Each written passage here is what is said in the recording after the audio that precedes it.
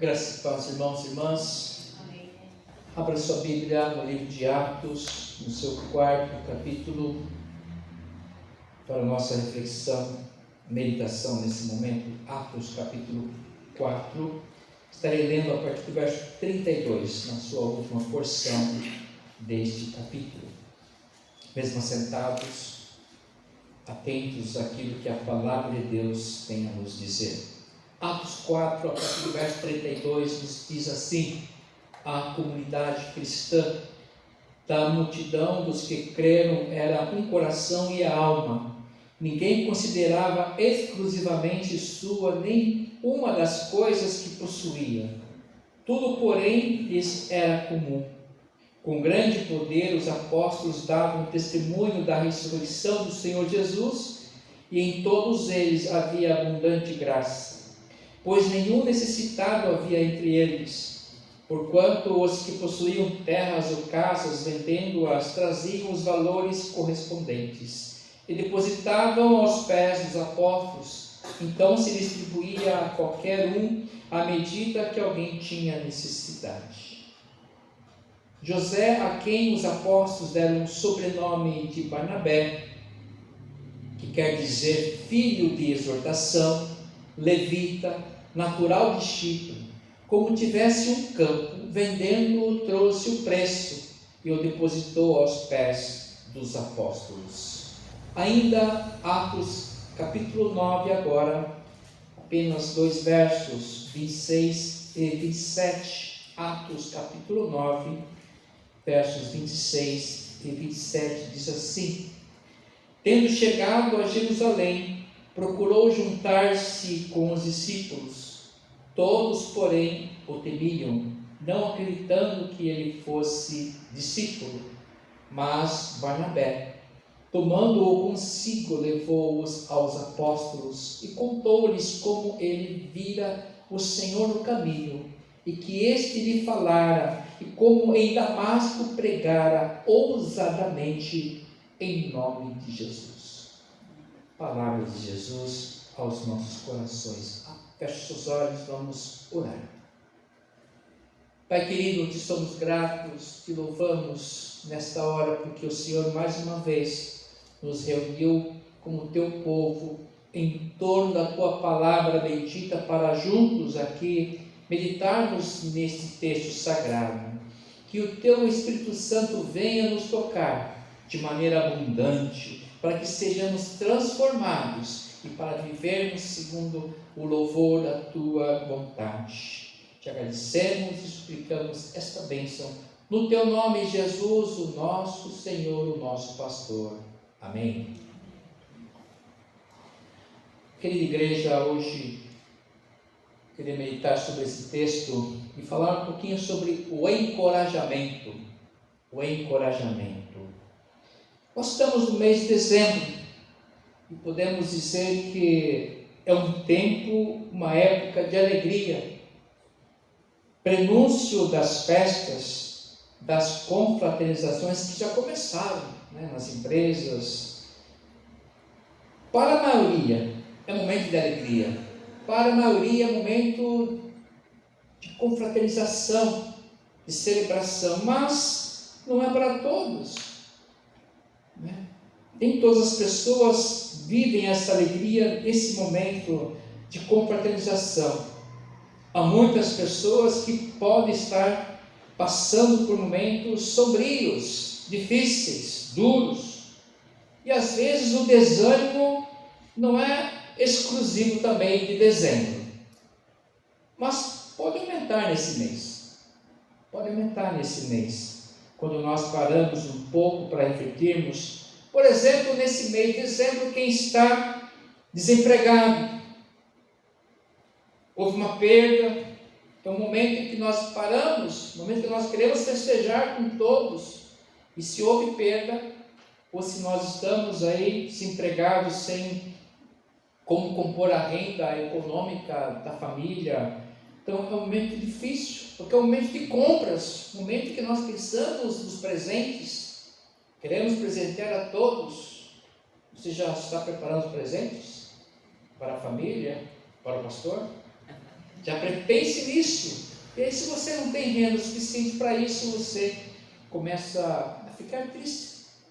Não só pressionado pelo momento, pelo consumismo, mas por nosso desejo de participar dessa festa também. Porque quase no final do mês nós celebramos o Natal e nós nos alegramos, nós preparamos lindas mesas, fartas mesas e também nos presenteamos.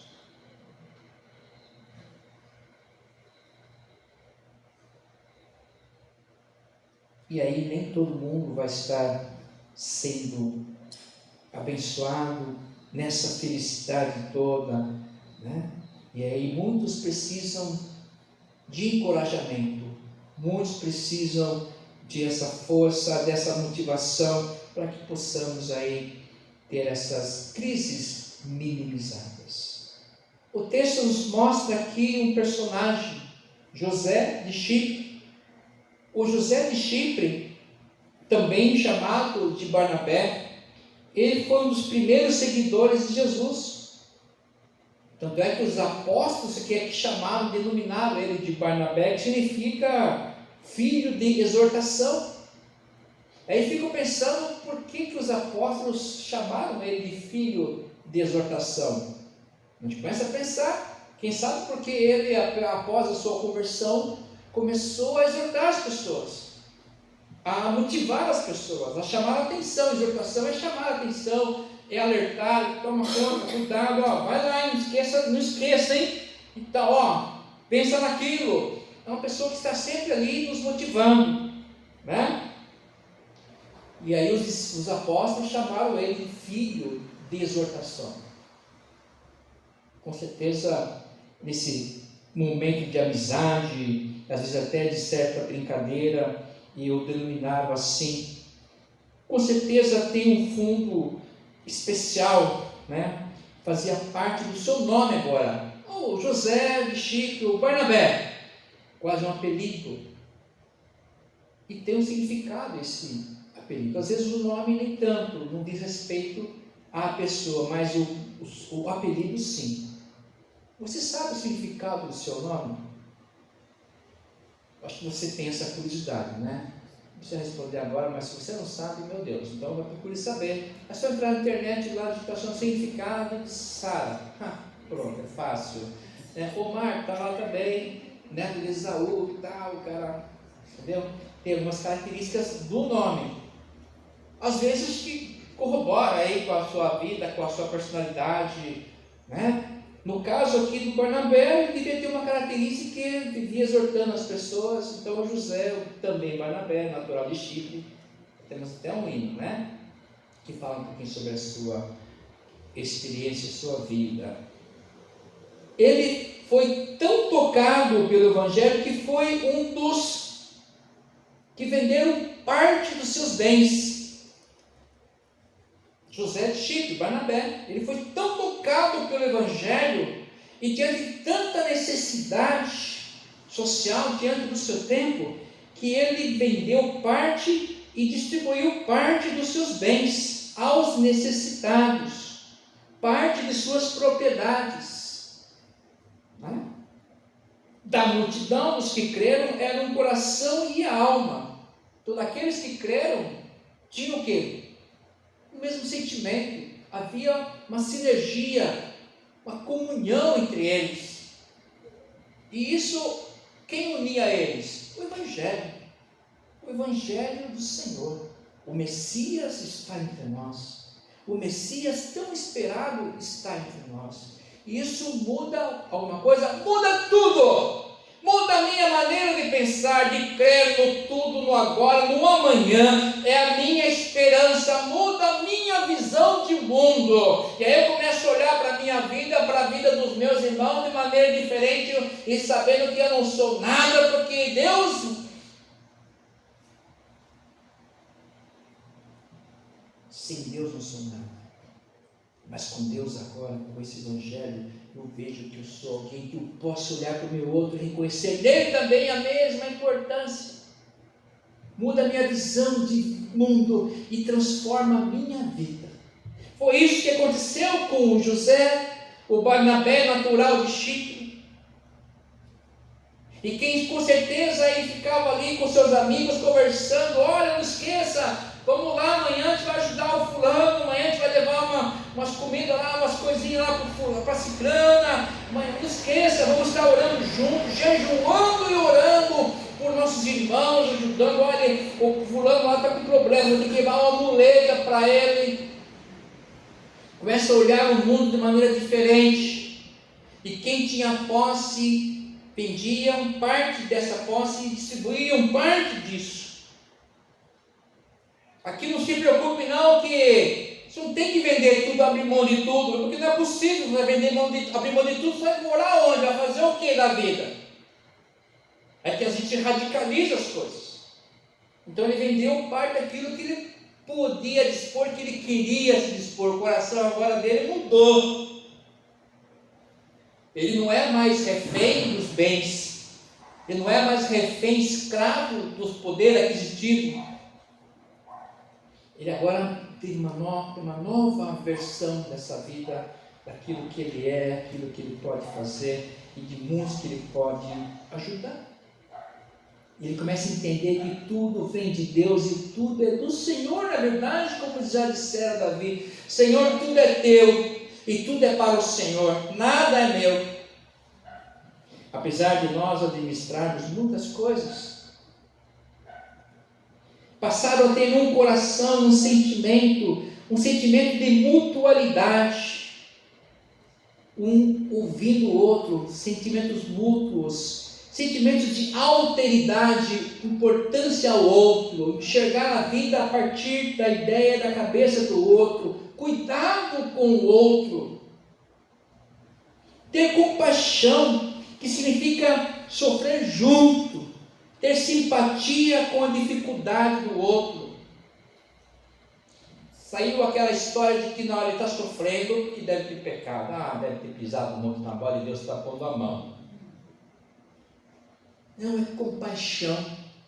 O meu irmão está em crise, está em dificuldade, eu vou me aproximar para tentar ajudar. Não me colocando como superior, não. É mutualidade, é utilidade, é sofrer um pouquinho junto e ter simpatia, é ser altruísta, deixar de ser egoísta. Essas foram as características dessa igreja, desse primeiro povo de Deus, da multidão dos que creram. Era um coração e alma, porque Deus muda a visão, como fizera com Saulo, tirou as escamas dos olhos, ele começa a enxergar tudo diferente, agora a partir da visão do Espírito Santo de Deus, ele muda. O Espírito Santo de Deus sempre está comigo, sempre está no meio da igreja, sempre está junto. Nunca diferente disso, Ele nunca nos abandona. Não é apenas na hora do culto, do louvor que o Espírito Santo está presente. Não é só apenas na hora que eu oro que Ele está presente. Na hora que eu estou jejuando que Ele está presente. Não, Ele é sempre 100% presente. Ele é onisciente. Ele não vai a lugar nenhum, está sempre presente. E aquele que abrir o seu coração estará então dentro do coração e dará nova visão de mundo. Enxergaremos tudo diferente, com as cores reais do Espírito Santo, com as cores reais de que Deus enxerga tudo. E foi por isso que aqui a multidão que creram tinha um coração e uma alma, ou seja, eles enxergavam tudo pelo mesmo olhar, e conversavam, e havia simpatia, e havia assim tranquilidade, ninguém ficava brigando, e confusão. Não, eles pensavam juntos, e pensavam a mesma coisa, eram abraçados pelo Espírito Santo de Deus, apesar de serem diferentes, apesar de serem pessoas de outros lugares. O Evangelho, o poder do Espírito Santo tocou a todos, e eles tiveram essa transformação, ao ponto de se dividirem tudo o que tinham. Isso é a força do Evangelho, me faz pensar além de mim. Em segundo lugar, a ação do Evangelho na vida de Barnabé, além de doar parte dos seus bens, dividir com quem precisava, ele entrou, entre aspas, numa briga na defesa de Saulo, também chamado Paulo. Então, uma coisa que firmou um pouco essa amizade, que o José ficou com o Barnabé. Agora o Saulo também era Paulo, então temos uma afinidade aí, meu irmão. O Barnabé porque é um cara que vivia assim, alertando o povo. Aí, presta atenção, pô, acorda aí, ó, meu irmão, isso não é bola assim não. Sempre exortando. Ó, você agora é crente, cuidado. Pô, vigia, irmão. É o homem da exortação. E agora ele também começa a caminhar com o Saulo. Saulo é o nome judeu e Paulo o nome romano. Paulo de Tarso. Não é que foi mudado, que agora se converteu. Não, é que o Paulo era usado mais entre os romanos, porque ele era cidadão romano. E como ele se tornou o apóstolo dos gentios, então ele era conhecido mais como romano, não como judeu. Então foi até uma forma inteligente de Paulo usar Paulo em vez de Saulo, porque não judeu, sou romano, porque estava em meio aos gentios que também faziam parte do Império Romano. É a forma de trazer a simpatia das pessoas. Paulo pensava nisso. Eis que me faço fraco para atingir os fracos, e forte para atingir os fortes com a palavra de Deus. Essa inteligência, estratégia que o Espírito Santo ia dando para Paulo, para que ele pudesse ter acesso às sinagogas, aos lugares, às vilas, às cidades. E Barnabé foi um companheiro fantástico. Barnabé foi o primeiro companheiro de Paulo na primeira viagem missionária. Então, era uma pessoa que, além de ser aquele que sempre exortava, ele estava junto, firmava, ele agora começa a encorajar Paulo, Saulo perante os judeus. E ele entra na defesa de Paulo, porque quando Paulo começa a pregar, ele começa a ser rejeitado por muitos, porque Saulo era conhecido como aquele que perseguia os cristãos, buscando matá-los. E ele chegava a pregar no lugar e disse: não, vamos fugir daqui, vamos escutar essa pessoa, não, ele é perigoso. E aí Barnabé entrava e disse: não, ele se converteu de fato. Ele já começou a pregar lá em Damasco. Lá onde ele se converteu, ele estava indo para lá assim para aprender a verdade, nossos irmãos, mas lá ele se converteu, ele já começou a pregar lá. Ele não perdeu tempo. Ele se converteu e já começou a falar de Jesus, porque ele se encontrou com Jesus, já começou a contar a sua experiência, e também já começou a fazer uma mudança das suas vivências a partir agora da sua experiência do encontro com Cristo, transformar a sua vida para o testemunho da sua nova fé. E Barnabé foi um instrumento de encorajamento do ministério de Paulo. Agora Barnabé se coloca entre essa crise contra Paulo e começa a defender Paulo, levando ele aos apóstolos, falando assim: olha, agora Paulo, Saulo é um novo homem, é um irmão, é um pregador das boas novas. Lá já em Damasco, lá ele perdeu tempo, já começou a pregar. Assim que ele teve a visão recuperada, ele começou a pregar, a contar as suas experiências a todos quantos pudessem ouvi-lo. E fez isso não de qualquer maneira, fez isso com ousadia. Então aqui nós temos mais uma característica da personalidade do ministério de Paulo: ousadia. Agora nós temos aqui uma amizade fantástica, duas pessoas nas mãos do Senhor, o José de Chipre, Barnabé, o homem da exortação, filho de exortação, e agora Paulo, Saulo, o homem ousado. Ou seja, os dois com características bem parecidas nas mãos de Deus. Paulo, o ousado, e José, o homem da exortação. Cuidado, aquele que gosta de estar ajudando, avisando, se defendendo, lembrando. Nós precisamos de pessoas com essas características, com ousadia e também exortativas. Dois servos que agora se unem para um fim comum. E qual a finalidade? Honrar a Jesus. Honrar a Jesus. Porque Jesus tinha sido rejeitado, até pouco tempo atrás, pelo próprio Saulo. Jesus tinha sido rejeitado pelo seu povo. Jesus foi conhecido, visto como um mentiroso, um arruaceiro, um agitador, que veio transtornar a nossa religião, que come e bebe com os pecadores. Mas nós sabemos que ele só pregou o amor de Deus e pregou o juízo de Deus, a palavra de Deus, e fez a vontade de Deus. Jesus pregou o amor de Deus, verdade, mas também pregou o juízo de Deus. E foi condenado por isso. Agora estava sendo honrado por Paulo e Barnabé, dois homens, características pessoais, com personalidades distintas, que agora honram Jesus com suas vidas. Qual que é a nossa característica enquanto pessoa? José de Chipre ou Barnabé? Porque era o filho de exortação. Saulo, o Paulo de Tarso, o ousado. E uma outra expressão, o tagarela, segundo o rei. O tagarela, que não para de falar, não para de pregar. Você conhece algum tagarela? Eu conheço. Às vezes você quer ficar em silêncio, mas você conhece alguém, né? Você quer silêncio, quer não conversar com ninguém, ouvir ninguém. E fala. Como dizer, não, é uma matraca trica. E Paulo era assim, onde ele estava pregando.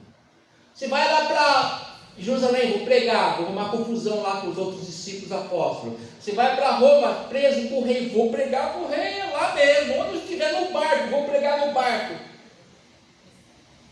O barco vai afundar, não tem, eu não vou me correr não, porque o Senhor falou que eu vou chegar lá, e é verdade.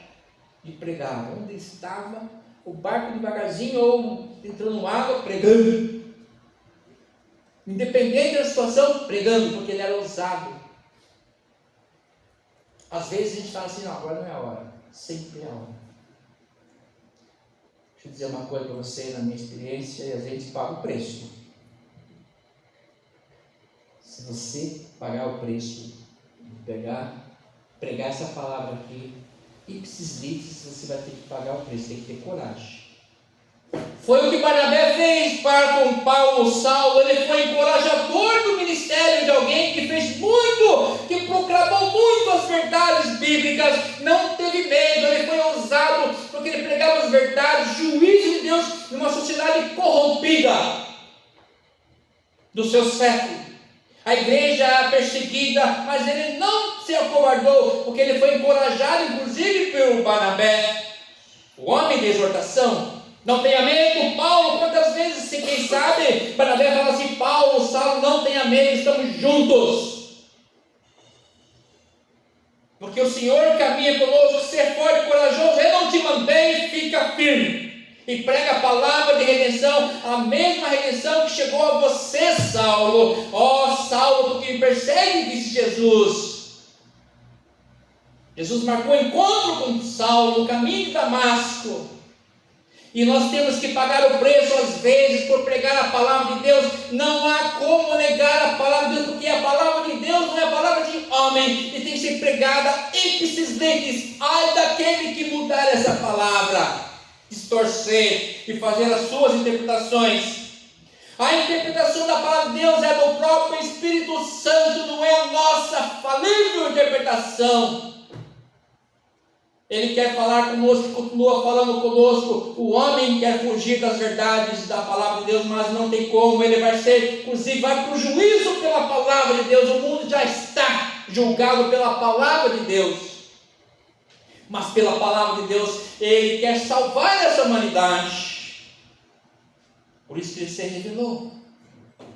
O próprio Senhor foi rejeitado.